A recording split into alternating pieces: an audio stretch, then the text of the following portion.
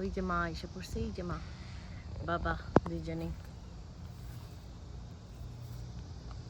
এখানে আছে বাচ্চার। সরি সরি, ওই যে রাগ হয়ে গেছে। বাবারে বাবা, কি রাগ হয়েছে, এত রাগ এদের, মাই গড। ওই যে দুজন, এই যে একটা বাচ্চাদের একটু ভিডিও করতে গেছিলাম। আসসালামু আলাইকুম। এই যে আমার ব্যাকইয়ার্ডে কামরাঙ্গা গাছের মধ্যে ছোট্ট একটা পাখি 4টা ডিম পেড়েছে।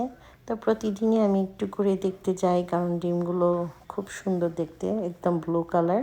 আর এই যে পাখিগুলো, ও মাই গড, ওরা এত রাগী যে দেখতেই দেয় না।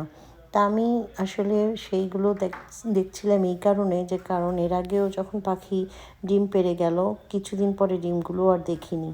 তো এই জন্য আবার বারবার প্রতিদিন চেক করছিলাম। আর পাখি আমাকে এত ভয় দেখাচ্ছিল, ওরা এত প্রোটেক্ট করার চেষ্টা করে, কিন্তু বুঝতে পারলাম না 4টা ডিম পারলো, কিন্তু বাচ্চা ফুটলো মাত্র একটা। বাকি 3টা ডিম কোথায় গেল, ওটার কোনো খোসাও দেখলাম না বা কিছুই দেখলাম না, শুধু একটা বেবি ছিল। আর খুব অল্প দিনের মধ্যেই ডিমগুলো পাড়ার সাথে সাথেই বাচ্চা ফুটে যায়, এবং বাচ্চাগুলো খুব দ্রুত বড়ও হয়ে যায়। যে দেখুন বেবিটা একা, আর বাকি 3টা ডিম কোথায় বা আশেপাশে কোনো ওটার কোনো খোঁজটা দেখলাম না, কিন্তু বাচ্চা শুধু একটা।